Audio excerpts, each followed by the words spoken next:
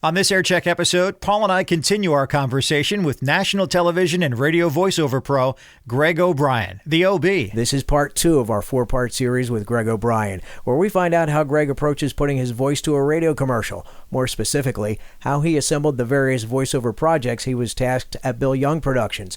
Plus, we find out the advice he received from then WDHA program director Mike Boyle and how it impacted Greg. Plus, Greg's first real radio gig at WPDH in Poughkeepsie, New York, following his WNEW internship. Let's do it. Welcome to AirCheck Season 4, a podcast about radio's personality from radio personalities, managers, consultants, owners, and your most humble hosts from Philadelphia, Rich DeSisto and Paul Kelly. I'm Rich DeSisto. And I'm Paul Kelly. When we last spoke with Greg, he told the story when he first began to use his voice for entertainment. Even as a child, I could mimic things that I saw on TV or heard on radio. Greg shared his early New York radio influences. We had WABC, we had WMCA, and WINS. They had so many great personalities. When and where he began his first radio internship. I decided I was going to intern at a station, and it just so happened that I interned at WNEW in New York City. And his love for the perfect commercial. I wanted to make every spot that I did sound like a national commercial. Here he is again, Greg O'Brien, the OB. Greg, as you know, Paul and I have also been production directors at radio stations, and the task of creating a good quality spot, as we say, is paramount. Everybody approaches it a little different, but the idea is to create and deliver a message to the client's satisfaction. So talk a little bit about your process. When you're creating a commercial, what are you thinking about? When you're sitting in a production studio and you're trying to figure out how you would capture their attention, is to be unique. Be yourself. I know a lot of people hear that. Be yourself. Being yourself is unique. All our voices are different. We bring something. Are you telling a story? Are you being you? Are you believable? And that's the big thing. I mean, sometimes you see commercials that could be parodied. They have a funny voice. You know, what would you do for a Klondike bar? What would you do for a Klondike bar? What would you do, ma'am? Oh, I'm waiting for my husband. I can stand here. Okay, stand there. Just stand here for a Klondike? Uh-huh. I don't have to act like a monkey. Rich chocolate ice cream. And I did do one of those spots. And sometimes you try not to copy, but you have this vision in your head, how you would do it. Sometimes it's just, you look at the copy and you're in a mood and something comes out and it's just like, oh, it's different. It's unique. Budweiser Reserve Copper Lager, a rich lager, aged on Jim Beam bourbon barrel staves. That's the biggest thing I can say is when you're sitting there looking at a spot, what is the story you're going to tell? How are you going to tell it?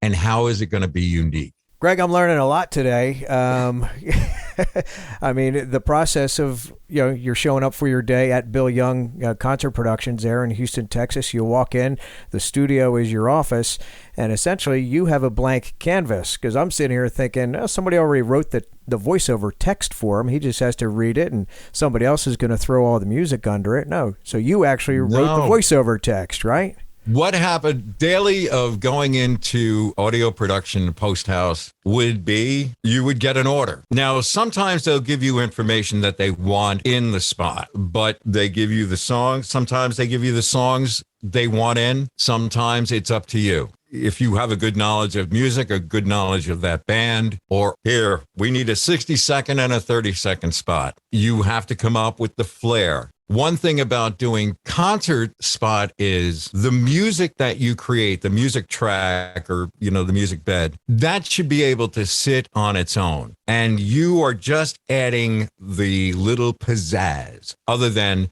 date, venue, time, or ticket information. You come up with all this, you create it, you send it off. Now, a lot of times when you're dealing with these agencies like CAA or William Morris, or, you're dealing with these agents and they'll come back and say, no, I want to change this. They could change things so many times before the actual spot is delivered to the markets. And it could get a little crazy. because you might have a stack of orders as far as we need a spot for Fleetwood Mac, we need a Rolling Stones spot, we need a Billy Joel spot, we need a Coheed and Cambria spot. You could have, 5 or 6 of them sitting there, and they all need it yesterday.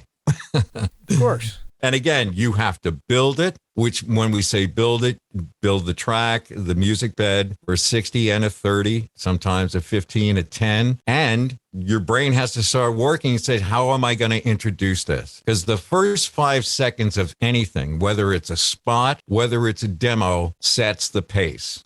How are you going to open that spot? Sometimes they'll give you they might give you an intro. We want it to sound like this, and you give them that. Maybe you're also building a spot that somebody else will voice. Your voice might not be perfect for this. I was lucky enough that I had a wide range of voices that I could do a heavy Ozzy spot. Available for the first time ever on DVD.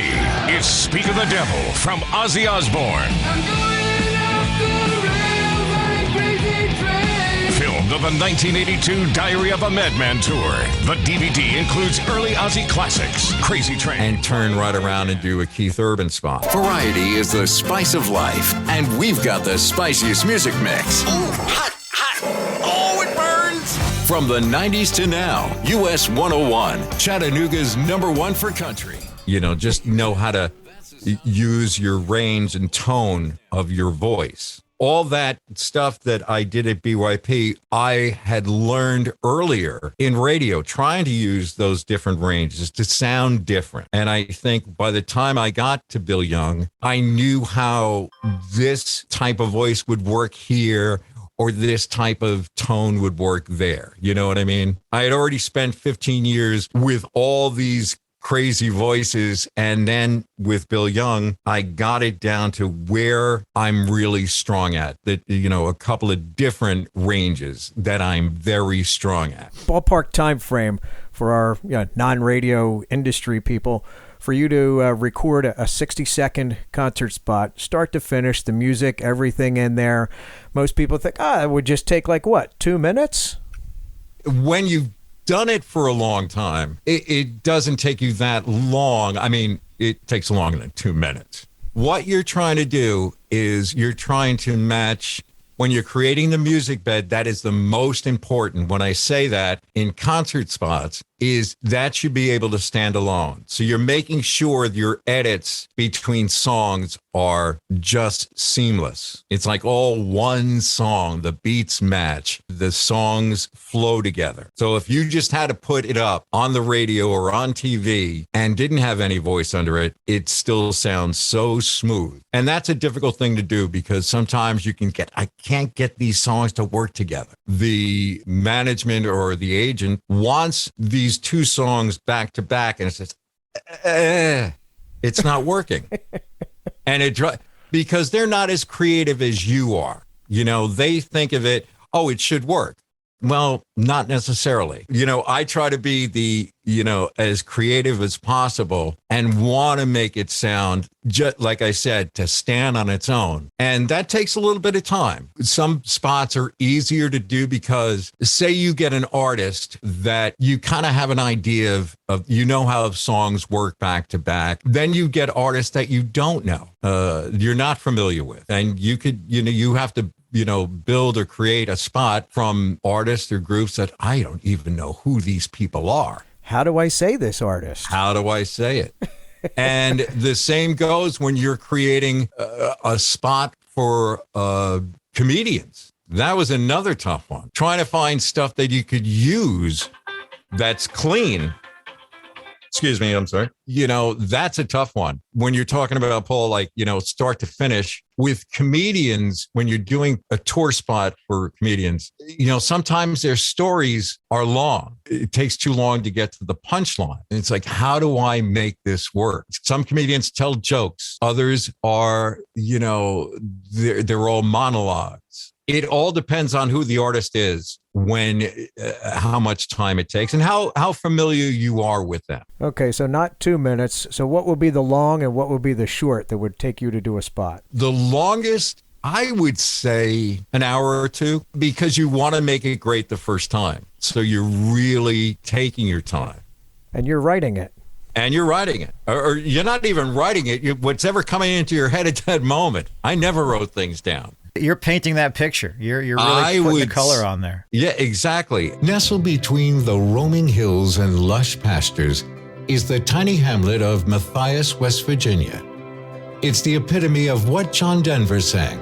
Take me home, country roads. And sometimes us voice guys, when we were just trying to think of something, and you get stuck on the first 10 seconds of like, oh, what am I going to say to intro this? You know, you're going inside with outside smoking a cigarette, or 10 or, with cups of coffee. And you're just like, I can't.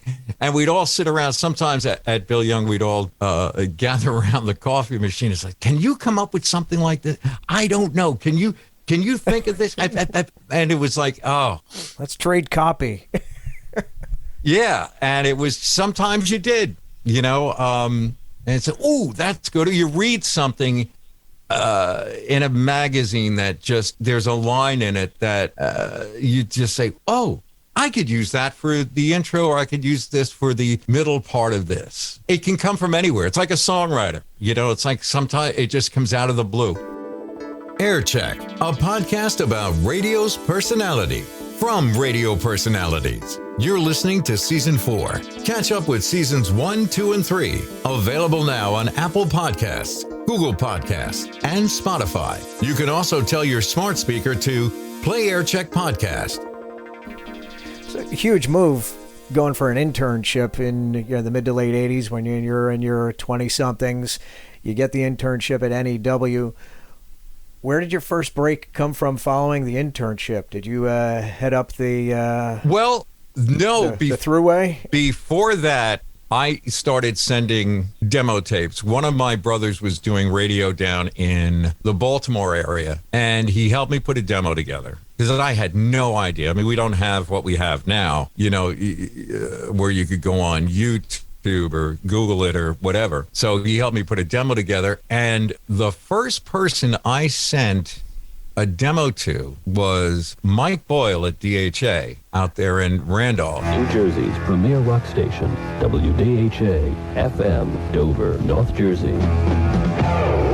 And one of the things that he did was he actually sent me back a letter and really broke down my demo to me. And it wasn't one of these, hey, thanks for sending this in, blah, blah, blah. He really dissected and gave it a critique that, hey, you're trying too hard, blah, blah, blah, blah. And he did it twice. He probably wouldn't remember this at all, but he was a guy that I had a lot of respect for because he really, didn't sugarcoat it. He wasn't nasty or anything like that. But it was so helpful to me. And he said, hey, send me some more stuff, when you, blah, blah, blah. And I did. Whether he knows it or not, very instrumental in getting my career jump-started. That's a great story.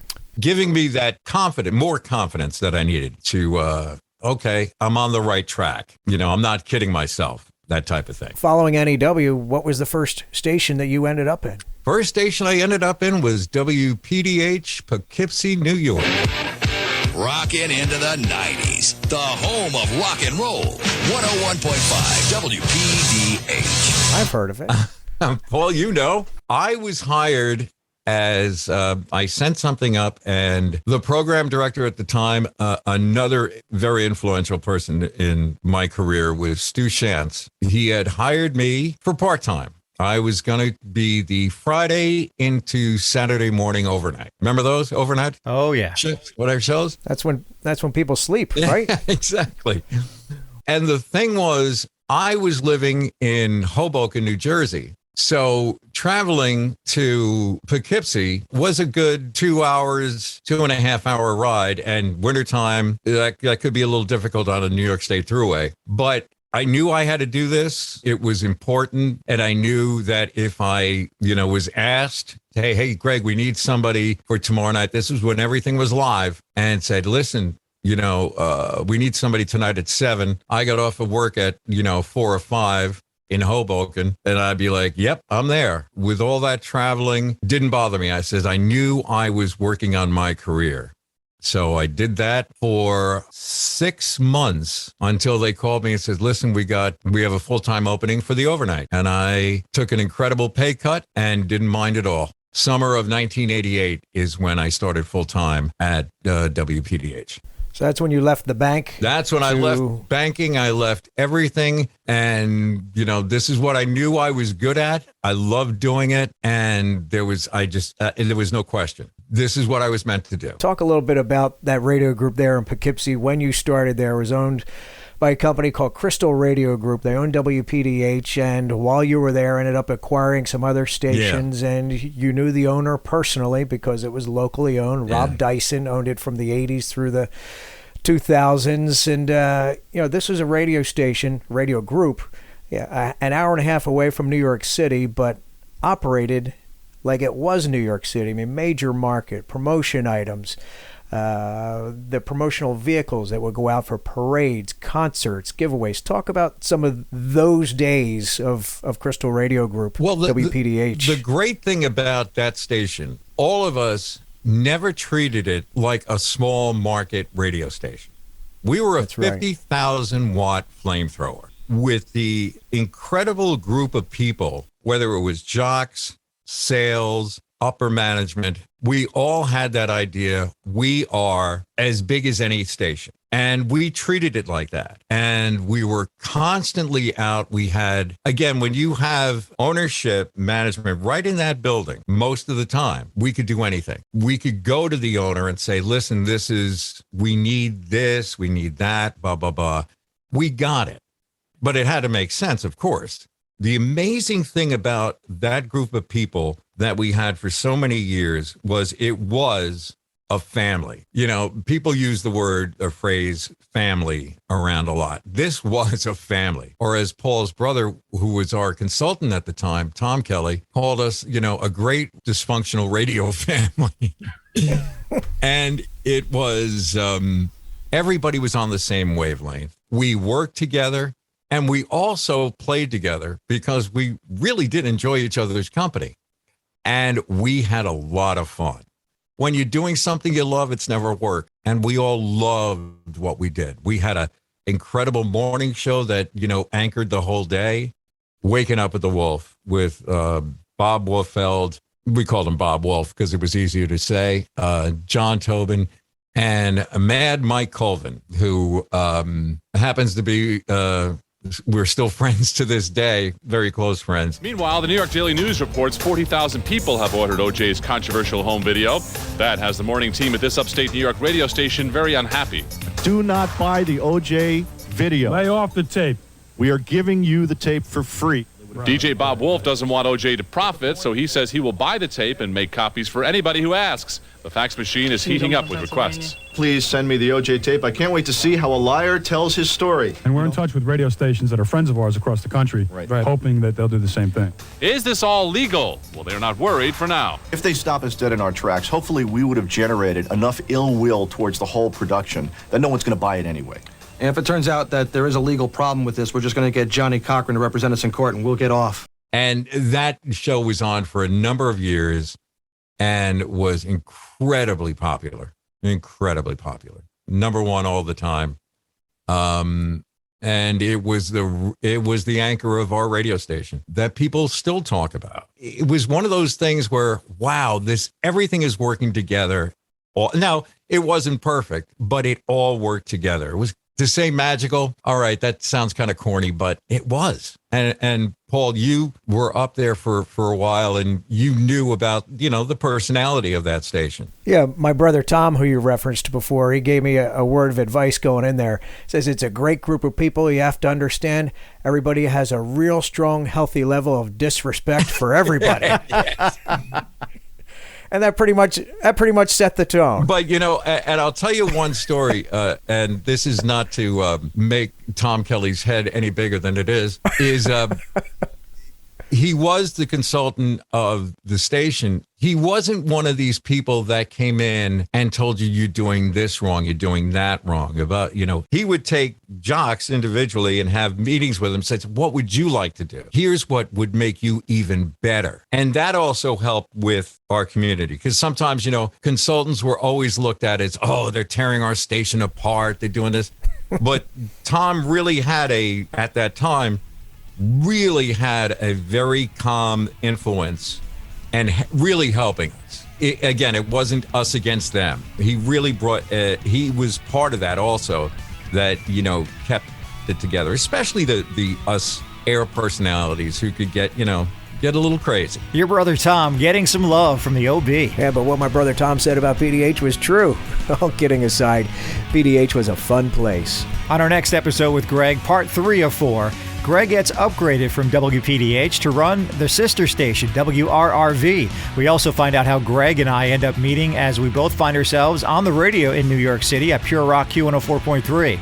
Greg also recounts the moments he decided to take a leap of faith and leave the New York metro area to pursue his voiceover career in Houston with Bill Young Productions. You can follow us, stream, and download every episode of AirCheck on Apple Podcasts, Google Podcasts, and Spotify.